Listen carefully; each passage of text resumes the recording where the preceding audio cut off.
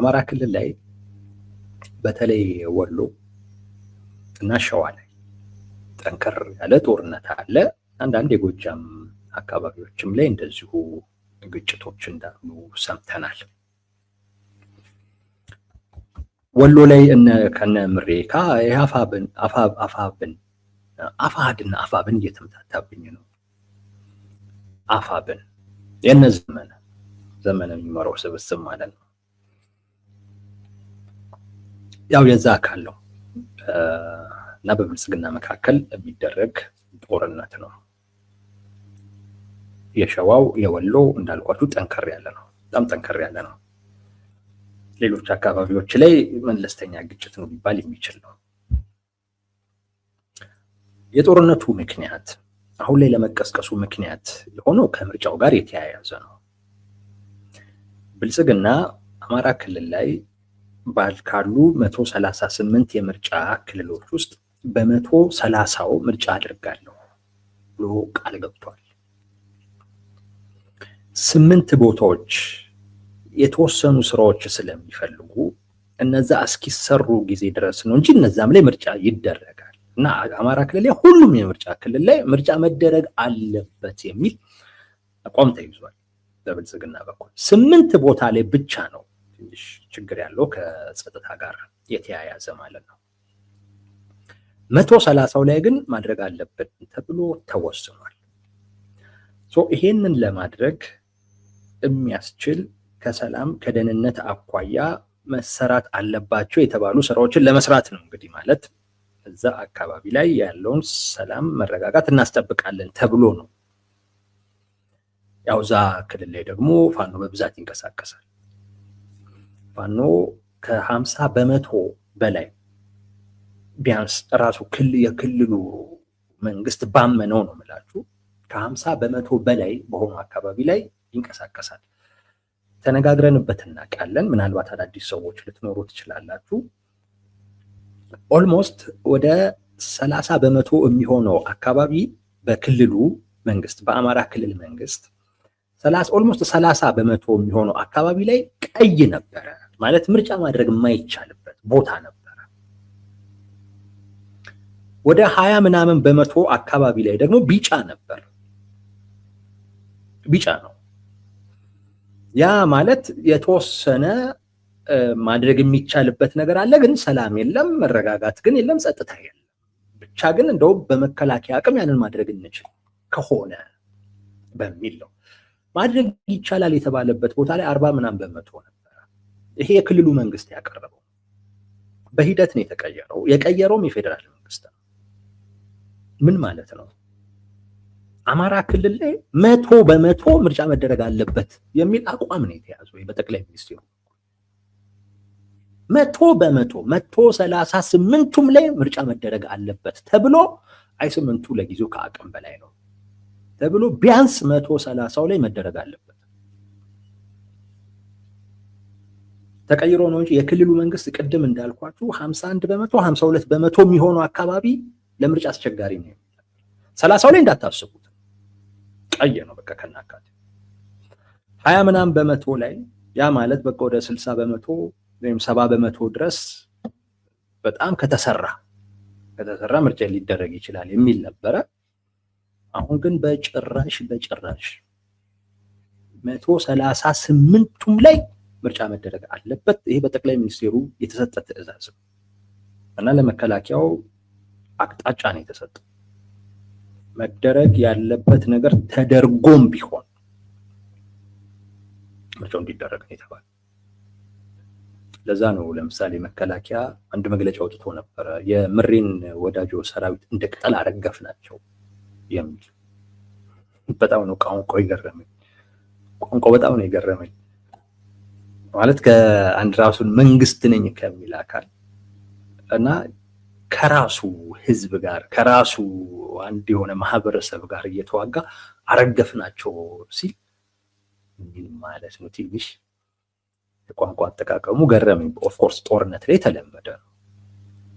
በጦርነት ጊዜ አረገፍነው ምናምን እንደዚህ የተለመደ ነው። ግን ይሄ ራስህን እኮ ነው የምታደርገው። እንደ ቅጠል እኮ እያረገፍክ እኮ ያለው ራስህን ነው፣ ሌላ አካል አይደለም። የውጭ ጠላት ቢሆን አረገፍ ነው ምናምን ትላለህ፣ ከዛ ለዛ ትጠቀመዋለህ። ግን የእርስ በርስ ጦርነት ላይ ግን አረገፍናቸው ምናምን ቁርስ ጦርነት ላይ የተለመደ ቢሆንም ግን ትንሽ ያስገርማል። ምክንያቱም ያረገፍከው ራስህ ነው። ወደድክም ጠላህም የራስህን አቅም ነው ያረገፍክ ያለው። ይህንን ቃል ተጠቀመዋል እና ገርሞኝ ለምንድን ነው ብዬ አስቤ ነበረ።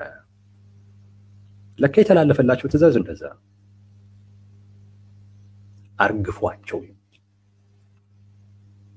ምንም አይነት ምህረት የለም፣ አርግፋችኋቸውም ቢሆን ሰው መደረግ አለበት የሚል አቅጣጫ ነው ከጠቅላይ ሚኒስቴሩ የተሰጠ። አርግፏቸው፣ በቃ ይሄ ምርጫ መደረግ መቻል አለበት። ቁርጥ ያለ አቋም ነው የተያዘው። ሰው መከላከያ በሙሉ አቅሙ ነው እየተንቀሳቀሰ ያለው አማራ ክልል በሙሉ አቅሙ። ፋኖም ባለበት አካባቢ ላይ ያው ምርጫውን አደናቅፈዋለሁ አስተጓጉለዋለሁ ብሎ በፋኖም በኩል ደግሞ እንደዚሁ ለ5 ቀን መንገድ ዝግ ነው የሚል አዋጅ አውጀዋል። በዚህ ምክንያት ነው ከበድ ባለ አይነት መልኩ ጦርነቱ የተቀሰቀሰው። አሁን ላይ ከባድ ያልኩት ጦርነት ለመቀስቀሱ ምክንያቱን ልነግራችሁ ፈልጌ ነው። ከምርጫ ጋር የተያያዘ ነው። በሁለቱም አካላት በኩል በጣም አደገኛ አቅጣጫ ነው የተሰጠው፣ መመሪያ ነው። በብልጽግና በኩል 100% ምርጫ መደረግ አለበት። ይሄ እንዳይደረግ እንቅፋት የሚሆን አካልን ያለ ርህራሄ አርግፏቸው ነው የተባለው። በቃ ጠላት ናቸው፣ አርግፏቸው ነው የተባለው። ስለዛ ነው መከላከያ አርገፍ ናቸው እያለ እያወራ ያለው። ስለሌላ ጠላት የሚሆና ነው የሚመስለው። በፋኖም በኩል ይሄ ምርጫ በፍጹም አማራ ክልል ላይ መደረግ የለበትም የሚል አቋም አለ። የሚገርም አቋም ነው ሁለቱም የያዙት። ምክንያት አላቸው። እሱን እንነግራቸውና ከዛን ከምርጫው ጋር እናያይዘዋለን። መንግስት የሰጠውን መመሪያ እና እሱንም ተከትሎ እያደረገ ያለውን እንቅስቃሴ ካያችሁት 3 ነገሮች ትረዳላችሁ። 2 ፍላጎቱን፣ 3ኛ ባህሪውን ትረዳላችሁ። አንደኛ የህግ ከለላ ለስልጣን የህግ ከለላ በጣም በእጅጉ እንዳስፈለገው ትረዳላችሁ። በቃ ያለ ህግ መቀጠል አልችልም የሚል ነገር ላይ ነው። ለይስሙላም ይሁን ብቻ በሆነ መንገድ በምርጫ የመጣው መንግስት መባል አለብኝ የሚል ከህልውናው ጋር የተያያዘ መሆኑን ተገንዝቧል። ያንን ነው እያስፈጸመ ያለው እና የህልውና አደጋ ውስጥ ነው ማለት ይቻላል። የህልውና አደጋ ውስጥ ነው። ኢትዮጵያ ውስጥ እኮ የህልውና አደጋ ውስጥ የሌለ ድርጅት የለም። የህልውና አደጋ ውስጥ ህጋዊ ከለላ ያስፈልገኛል። ትግራይ ላይ ሙሉ በሙሉ ምርጫ አይደረግም። ቢያንስ ለዛ ሰበብ አለኝ። የሆነ የፕሪቶሪያ ስምምነት ምናምን የዓለም አቀፉ ማህበረሰብ የሚያውቀው ነገር ስላለ እና እዛ ያለው ጉዳይ በሌላ አይነት መልኩ መጀመሪያ መፈታተም ስላለበት እዛ አለመደረጉ አንደርስታንደብል ነው። ለሰው ለማስረዳትም ለምንም ከባድ ነገር አይደለም። ለዓለም አቀፉ ማህበረሰብ በተለይ አማራ ክልልም ላይ ግን ምርጫ አለማድረግ ማለት በቃ ከዛ በኋላ ምንድነኝ ብሎ ነው ሊቀጥል የሚችለው? ምንድነኝ ነው የሚለው? በቃ ራሱን የቻለ አንድ ታጣቂ እኮ ነው የሚሆነው። በህግም እኮ ነው የምላችሁ። አሁንም በተግባር እንደዛ እኮ ነው። መንግስት እኮ በቃ አንድ ታጣቂ እኮ በሉት፣ አንድ ታጣቂ እኮ በሉት። እንደዚህ ቦታ አስለቀቅኩ ይላችኋል እኮ። ዱሮ የራሱ አልነበረም እንዴ እኮ የሚያስብል እኮ ነው። እና አንድ ታጣቂ በሉት በተግባር ግን አሁን በህግም በቃ መንግስት የሚባለውን ነገር ሊያጣ የህግ ከለላ በጣም እንዳስፈለገውና ከህልውናው ጋር በተያያዘ አይነት ሁኔታ እንዳስፈለገው ከዚህ መረዳት እንችላለን። 1 2 የቁጥጥር አቅም ማለት አጠቃላይ ሀገሪቱ ላይ ቁጥጥር የለውም የሚለው ነገር እንትን ነው፣ ተጨባጭ ነው። አሁን ዛሬ አንድ አልጀዚራ አንድ ማፕ ይዞ ወጥቶ ነበረ እና እዛ ማፕ ላይ ግጭት ያሉባቸውን አካባቢዎች ወይም ሚሊሻዎች ወይም ደግሞ ታጣቂዎች የሚንቀሳቀሱባቸውን አካባቢዎች የሚያመላክታል። የተረፈ የኢትዮጵያ ቦታ የለም ነው የምላለው። አልጀዚራ ስለሆነ ነው እንጂ የተረፈ ቦታ የለም። በቃ ታጣቂዎች የማይንቀሳቀሱበት ቦታ የለም። እና በዓለም አቀፉ ማህበረሰብም ዘንድ ያለው ግንዛቤ ያ ነው።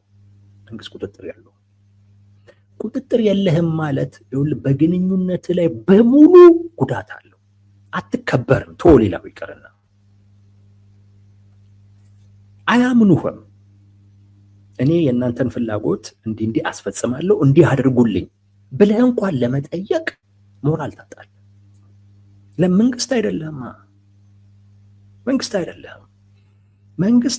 መንግስት የሚያስብለው መንግስት በሆነበት ሀገር ላይ በሙሉ ቁጥጥር ሲኖረው እና ሌላው አካል እንደ መንግስት አያየው። ዋስትና አትሰጥም፣ አይተማመንብህም።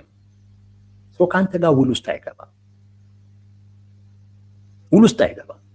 ተውት፣ ውል ውስጥ አያከብርህም።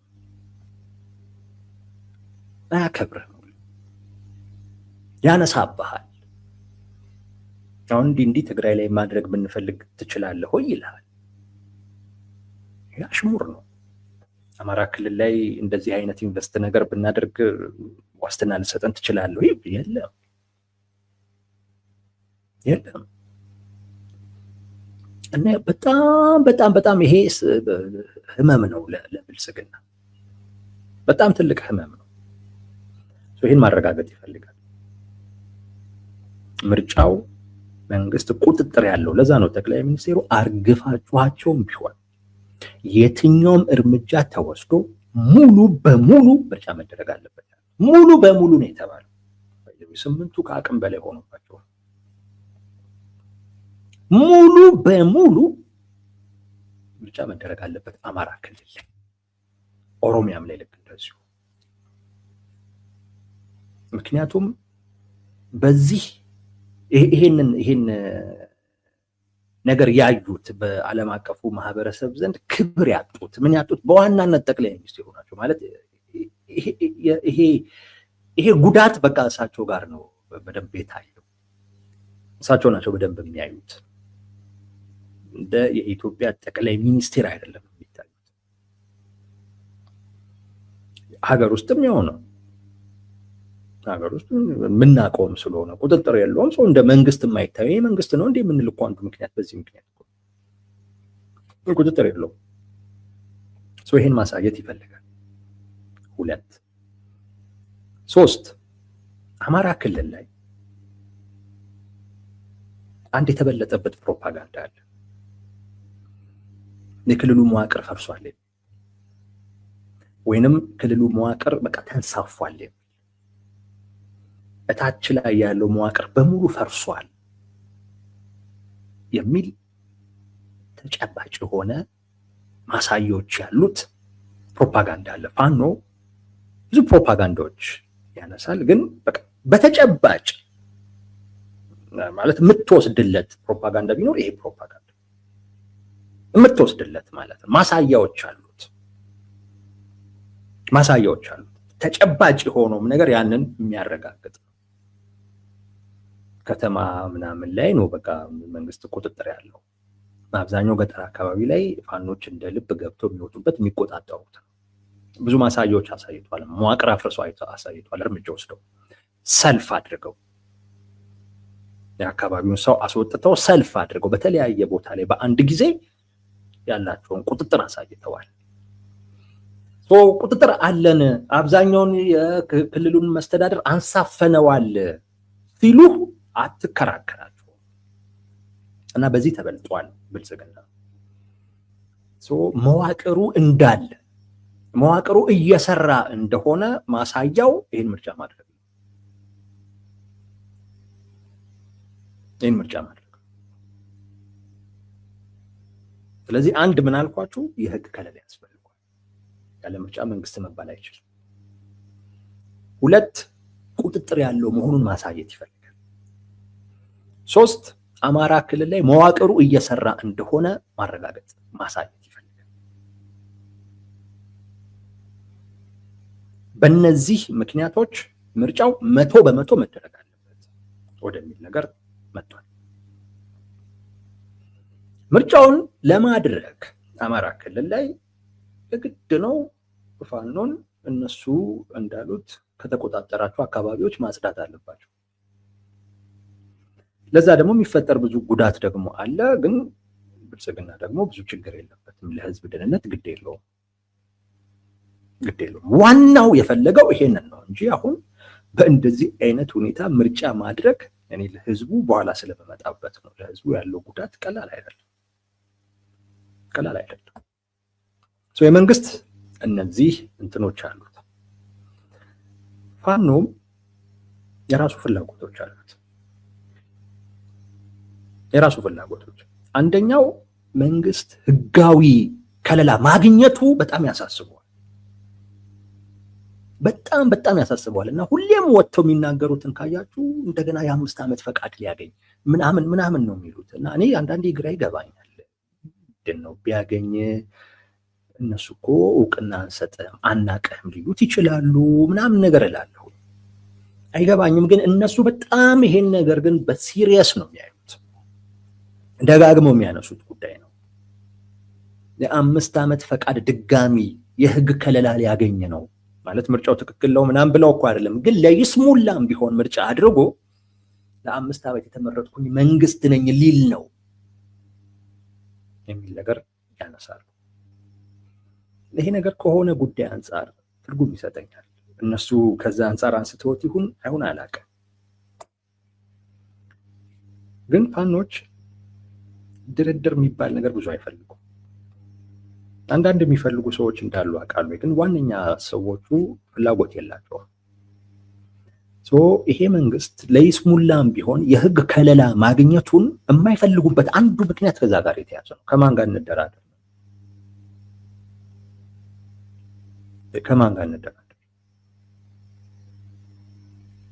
የሚል ነገር ማንሳት ይችላል። የህግ ከለላ ማግኘት በፍጹም የለበትም የሚል አቋም አላቸው።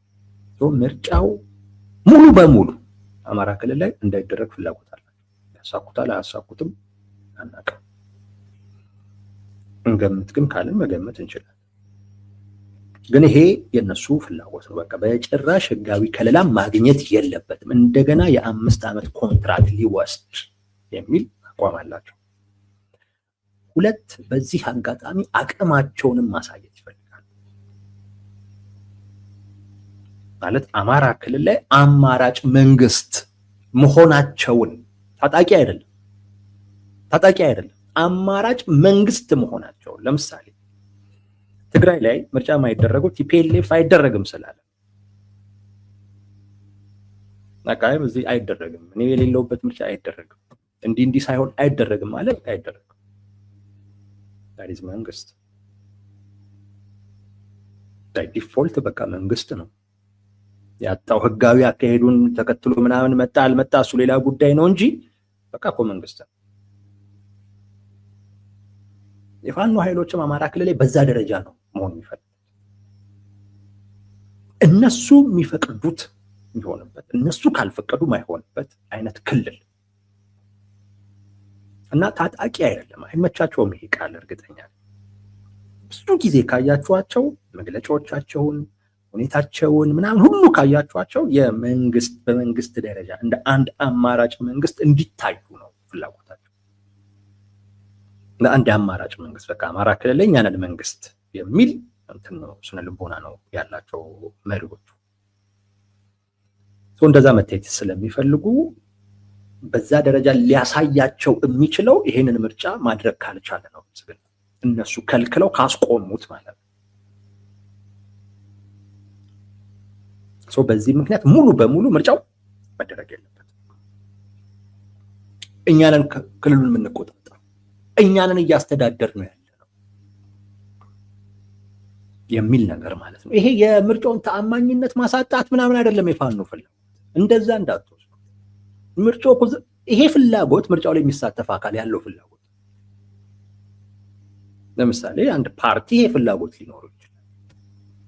የፋኖ ፍላጎት እሱ አይደለም። ምርጫው የውሸት ነው፣ ድራማ ነው፣ እሱን ማሳየት አይደለም። ድራማማ መሆኑን ያውቃል፣ ምንም ጥያቄ የለውም። ፋኖ ማሳየት የፈለገው ራሱን ነው። እኔ ነኝ የማስተዳድረው፣ እኔ በማስተዳድረው እኔ በመቆጣጠረው ክልል ውስጥ ድራማም ቢሆን ብልጽግና መጥቶ አይሰራትም። የፋኖ ፍላጎት ይሄ ነው። ፋኖም ምርጫውን ሙሉ በሙሉ ማስተጓጎል የሚፈልገው፣ ብልጽግና ሙሉ በሙሉ ማድረግ ነው የሚፈልገው። የአሁኑ ከባድ ጦርነት ከዚህ ፍላጎት ጋር የተያያዘ ነው። ከዚህ ፍላጎት ጋር የተያያዘ እንግዲህ በእንደዚህ አይነት ሁኔታ ነው ምርጫው የሚደረገው። የሚገርመው ነገር እሱ ነው። አስገራሚው ነገር እሱ ነው። በሚገርማችሁ ሁኔታ ምርጫና ጦርነት አይገናኙም።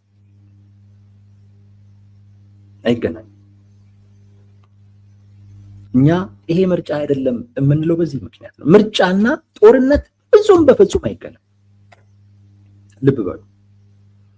አሁን ምርጫውን ለማድረግ ምርጫው እንዳይደረግ ለማድረግ በተፈጠረው ከባድ ጦርነት ውስጥ ህዝቡ ያለበትን ሁኔታ ብቻ አስቡ። መራጩ ማለት ነው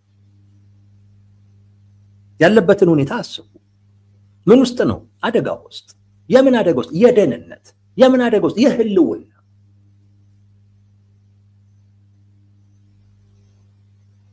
ይሄ እኮ በራሱ ስለ ምርጫ ግድ እንዳይኖረው የሚያደርግ ነው። ምክንያቱም የሰው ልጅ ቀዳሚ ፍላጎቱ ህልውናው ነው። ያ በሌለበት አይነት ሁኔታ ምርጫ ትርጉሙ ለመንግስት ነው፣ ለማንም አይደለም። ለማንም አይደለም። ሰው ህልውናው ባልተረጋገጠበት ሁኔታ፣ አደጋ ውስጥ በሆነበት አይነት ሁኔታ ምርጫ ለሱ ምንም ፋይዳ የለውም። ምኑን ነው የሚያውቀው? ምንድነው ለሱ ትርጉም ምርጫው? እንደውም ጉዳትና አደጋን ይዞበት የመጣው ጦርነትና ምርጫ የማይሄዱ። ስለዛ ጦርነት የህዝቦችን ፍላጎት ወደ ህልውና ደረጃ ያወርደዋል። ምርጫ ግን የህዝብ ፍላጎት ከዛ ከህልውና ተሻግሮ የመብት እንደዛ አይነት ፍላጎት ላይ መድረስ መቻል አለበት። የማይገናኙ ነገሮች ናቸው። አሁን የህልውና አደጋ ውስጥ ያለ ህዝብ መብቱን የሚጠይቅበት ወይንም መብቱን የሚያረጋግጥበት አይነት ደረጃ ላይ እንስቀለው እየተባለ ነው ያለው። ለጥጠውት እንዲሰውን ማለት ነው፣ ስበውት እንደ ማስቲካ። እንዴት እየተሰቃየ እንደሆነ አስቡት። ቶርች ነው ይሄ፣ ቶርች። ጥያቄው አሁን የህልውና ነው። የህልውና ስላችሁ አሁን ባለው ጦርነት ነው የምላችሁ። ጦርነቱ ህዝቡን የህልውና አደጋ ውስጥ ይከተዋል። እኖራለሁ ወይስ እሞታለሁ አደጋ ነው። የሆነ ነገር መጥቶ ነው ቤት ላይ የሚወርደው። ማንም ምንም ሊያደርግ ይችላል። በቃ እኮ በጣም አደጋ ውስጥ እኮ ነው።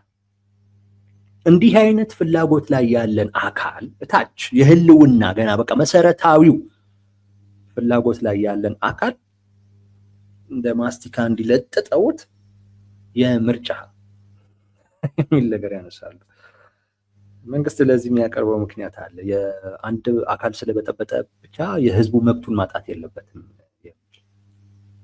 ወዳጄ፣ ሰው መብቱን ያጣው ፍላጎቱ ከመምረጥ ወደ ህልውናን ወደ ማረጋገጥ ደረጃ የወረደ ጊዜ ነው መብቱን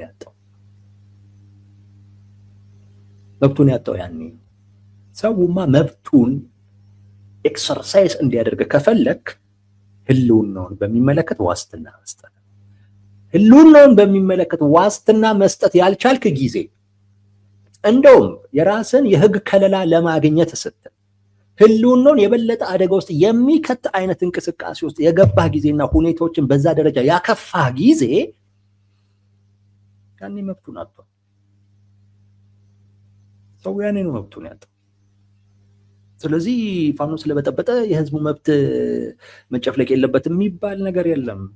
ሰው የመምረጥ መብቱን ያጣው፣ ዴሞክራሲያዊ መብቱን ያጣው፣ ሉዓላዊ መሆኑን እሱን ማረጋገጫ መሆኑን ያጣው ፍላጎቱ የህልውና ደረጃ ላይ የወረደ ጊዜ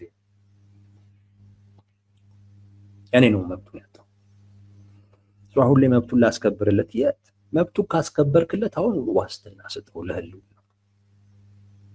ለህልውና ዋስትና ስጠው። ገብቶ መውጣት የሚችልበትን አይነት ሁኔታ መፍጠር ነው። ምርጫና ጦርነት አብሮ አይሄድም።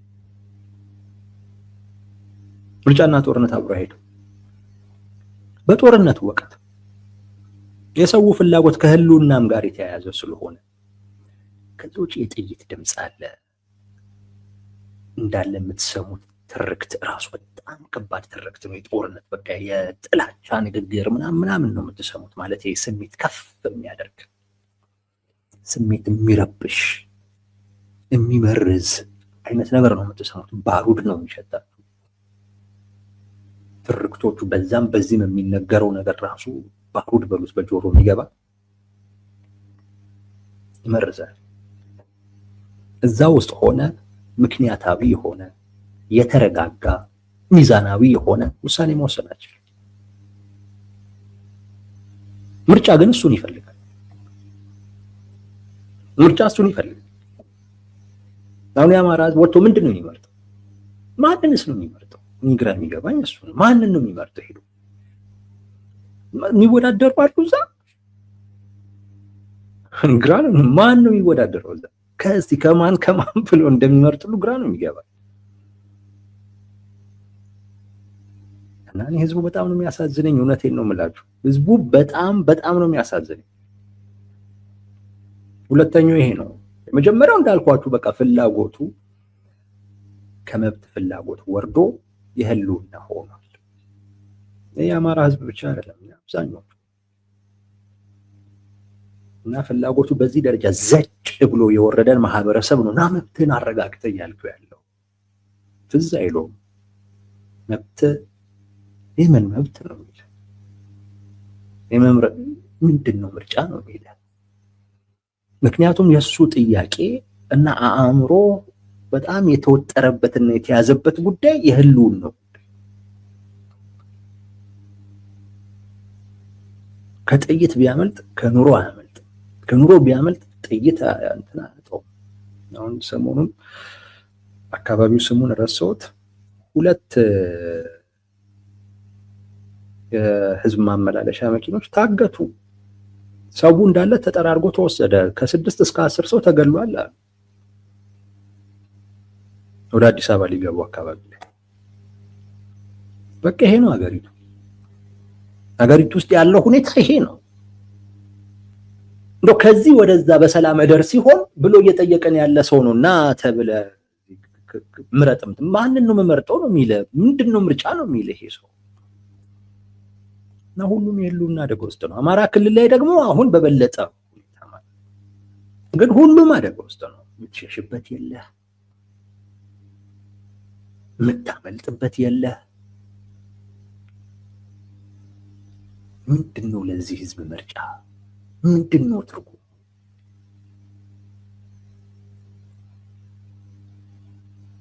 ኦኬ ለራስህ የህግ ከለላ ነው፣ ግን ብዙ አታዳንቀው፣ ብዙ አታውረው። ይገርመኛል እኮ የሆነ ምርጫው በቃ ፍትሃዊ ነፃ ምናምን ለማድረግ የሚደረገው እኔ እንዴት እንደቻሉበትም አላውቅም። የለም በቃ የህልውና ችግር ነው። ሰውም ምክንያታዊ አይደለም ለሚወስነው ውሳኔ። ሚዛናዊም ሆኖ መወሰን አይችልም፣ ረጋም ብሎ መወሰን አይችልም። በቃ የሱ ጥያቄ ወጥቼ መግባት እችላለሁ ወይ? መሀል ላይ ታገት ይሆን ወይስ ከሚገደሉት ውስጥ ሆኖ ይሆን? ቢያግቱንስ ደግሞ ብር ማን ነው የሚከፍለው? ኬት አመጣለሁ? ምንድን ነው ማደርገው? ይሄንን ነው እያሰበ ያለው። ሰው ነገ እንዴት ነው የምኖረው? የቤት ኪራይ፣ ይህንን ነው እያሰበ ያለው። ልጆቼ እንዴት ነው የሚማሩት? ትምህርት ሊያቋርጡ ይሆን? ጦርነት ተቀሰቀሰ፣ ይታፈሱ ይሆን? ይህንን ነው ሰው እያሰበ ያለው።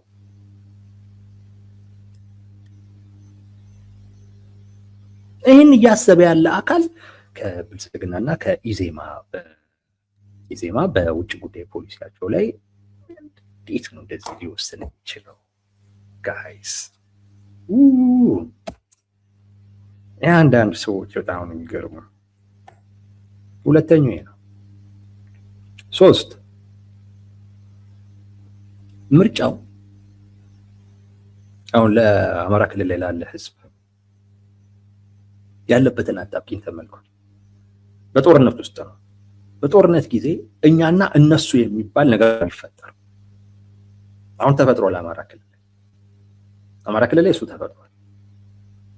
ይኸውልህ ከመረጥክ ብልጽግና ነህ። አማራ ክልል ላይ ከመረጥክ ነው የምልህ። ማንንም ምረጥ፣ ሄደ ኢህአፓን ምረጥ፣ ሄደ አብንን ምረጥ፣ ሄደ ብልጽግናን በጣም ይቃወማል የምትለውን አካል ሄደ ምረጥ። ብልጽግና ነህ፣ ፋኖ ጥርስ ይነክስብሃል። አይ አልመርጥም ደግሞ ካልክ ፋኖ ነህ፣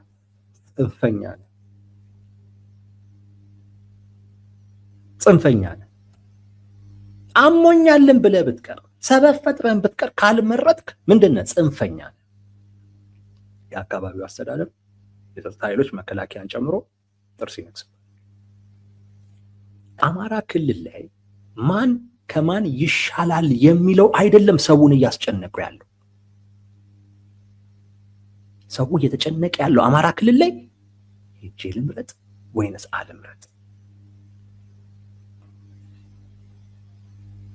ሄጄ ልምረጥ ወይንስ አልምረጥ የሚለው ነው ሰውን እያስጨነቀው ያለው። አማራ ክልል ላይ በቃ ያለው ጭንቀት ይሄ ነው። ሄዶ ቢመርጥ ፋኖ ጥርስ ይነክስበታል። አረ እኔ እኮ አብንን የመረጥኩት እንትና ኢህአፓን እኮ ነው የመረጥኩት ወይም አብንን ነው የመረጥኩት። ብልጽግናን እንደዚህ የሚሉትን ሰዎች፣ ብልጽግናን አንተ ሀገር ከሃዲ ነህ ያሉትን ሰዎች፣ አንተ ጦረኛ ነህ ያሉትን ሰዎችን የመረጥኩት ቢል ራሱ ማንም ብልጽግና መምረጥ አይችልም።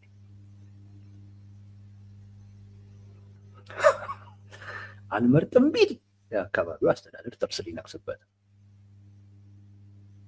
እነዚህ ሁለት አካላቶች ደግሞ ቦታ የሚቀያየሩ ናቸው በተለያየ ጊዜ። ዛሬ አይ ብልጽግና ነው ያለው ከነሱ ጋር ከምጣላ ብሎ ቢመርጥ ነገ ፋኖ ይመጣለታል። ተመዝግቧል። ዛሬ ፋኖ ነው ያለው ስለዚህ አልመርጥም ቢል ብልጽግና ይመስል። ይሄ ምርጫ ነው ለአማራ ህዝብ? ለአማራ ህዝብ ይሄ ምርጫ ነው ወይ? ይሄ ምን አይነት ትርጉም ያለው ምርጫ ነው? ልምረጥ ወይስ አልምረጥ ብሎ የሚጨነቅበት ይሄ ጭንቀት እንጂ ምን ምርጫ ነው ይሄ? አንዳንዶች ሲያሾፉም ቅርጫ ምናምን የሚሉ ቅርጫማ አይደለም፣ ይሄ ጭንቀት ነው። በቃ አማራ ክልል ላይ ጭንቀት በቃ ነፍስ ውጪ ነፍስ ግቢ ነው። መቼ ደርሶ መቼ ባለፈልኝ ነው የሚለው ደግሞ ጉዳዩ ነው። ከሌ ተመረጠ እየተጨነቀ ነው ያለው የአማራ ህዝብ። ይሄ ምርጫ ለአማራ ህዝብ ጭንቀት ነው ይዞበት የመጣው። ጭንቀቱ ለሀገር የሚበጀው ማን ነው? ለክልሌ የሚበጀው ማን ነው? አካባቢ ላይ መንገድ የሚሰራው ትምህርት የሚያስፋፋው እሱ አይደለም። ለአማራ ህዝብ ልምረጥ፣ ምርጫ ቦታ ልሂድ ወይንስ አልምረጥ? ይሄ ጭንቀት ነው። ብልጽግናን ልምረጥ ወይንስ ፋኖን ልምረጥ? አማራ ክልል ላይ ሁለት ተወዳዳሪ ነው ያለው። ኢህአፓ የለም እዛ፣ ኢዜማ የለም እዛ፣ አብን የለም እዛ። እዛ አማራ ክልል ላይ ያለው ሁለት አካል ነው። አንደኛው በምርጫ ቦርድ ተመዝግቦ ለምርጫ የሚወዳደረው ብልጽግና፣ አንደኛው በምርጫ ቦርድ ሳይመዘገብ የሚወዳደረው ፋኖ ነው። ሁለት ነው ያለው። አማራ ክልል ላይ ወይ ብልጽግናን ትመርጣለህ ወይ ፋኖን ትመርጣለህ። ብልጽግናን ከመረጥክ ሄደህ ትመርጣለህ። ፋኖን ካልመረጥክ እቤት ቁጭ ብለህ ፋኖን ትመርጣለህ። የአማራ ህዝብ እዚህ ጭንቀት ውስጥ ነው። ዛሬ መከላከያ ሊኖር ይችላል፣ ግን አያስተማመንም። መከላከያ ከምርጫው በኋላ ይወጣል። የለም የሚመጣው ፋኖ ነው። ምንድን ነው የሚወጣው? መከላከያ በሄደበት ሁሉ እየተከተለ ሊሄድ ነው። ዛሬ ምናልባት ፋኖ ሊሆን ይችላል፣ ነገ መከላከያ ወይም ሚሊሻ ምናምን ይመጣል። ምን እንደሚያደርጉ ያውቃል። እና ፋኖች በሄዱበት እነሱንም እየተከተለ ሊሄድ ነው። አያሳዝንም? አያሳዝንም? የአማራ ህዝብ እንደዚህ አይነት ሁኔታ ውስጥ ነው ያለው። ሌሎቹ ጋር ይሻላል። ለምሳሌ የትግራይ ምርጫ የለም፣ ሌላው አካባቢ ላይ ይሻላል። ኦሮሚያም ላይ በዚህ ደረጃ አይደለም። አማራ ክልል ላይ ግን ልምረጥ ወይንስ አልምረጥ ነው ጭንቀት። ጭንቀት ነው። ማን ይሻላል? ከሌ ይሻላል፣ ከሌ ይሻላል። እንደዛ አይደለም። ቅንጦት ነው እሱ ላደለ አማራ ህዝብ። እና አሁን የመምረጥ መብቱ ተረጋገጠለት። ድንቄም ሰው ጭንቀት ውስጥ ነው። ታየው አልታየው ብሎ ተሸፍኖ ሄዶ መርጦ እንትን ሊል ነው። በኋላ ደግሞ ይሄ ጣጣ ይዞበት ሲመጣ ምን ላድርግ፣ ምን ልሆን፣ እንዲህ ከመሆን ብዬ እያለ የሚያስተባብለው የሚጸጸትበትን ድርጊት አድርግ እየተባለ እኮ ነው። ፋኖን በዛ ትሄዳትና ይለዋል፣ ይሄም ትቀራትና ይለዋል። ይሄ ምርጫ ነው። ይሄ ጭንቀት ነው። ምርጫ የሚባል የለም አማራ ክልል ላይ። ጭንቀት ነው። ለዛ ነው ጦርነትና ምርጫ አብሮ አይሄድም።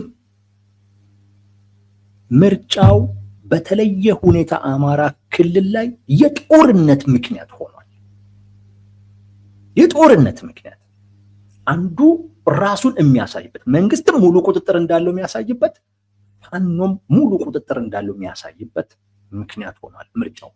በዚህ ምክንያት ህዝቡ ወይ ብልጽግና ወይንም ፋኖን የመምረጥ ግዴታ ውስጥ እየገባ ነው። ምን በማድረግ?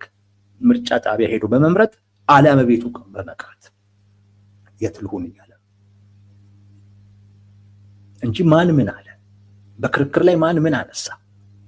አሬ ለአማራ ህዝብ ቅንጦት ነው። አሬ ይሄንን አይሰማም። አሁን ጭንቀቱ ነው። ሰኞ ደርሶ አሁን ሊሄድ ነው። ምንድን ነው የሚውጠኝ እያለ ነው። ምንድን ነው የሚውጠኝ?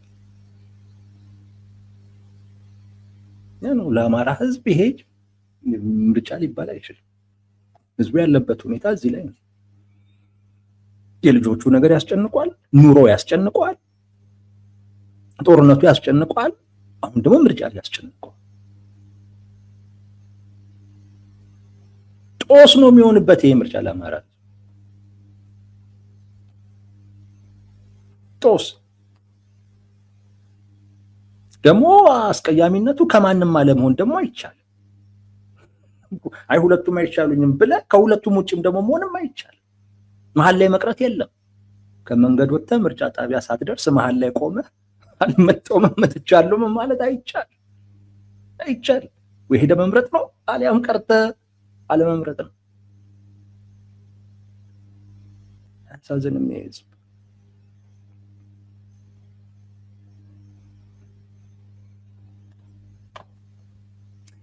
የሆነው ወዳጅ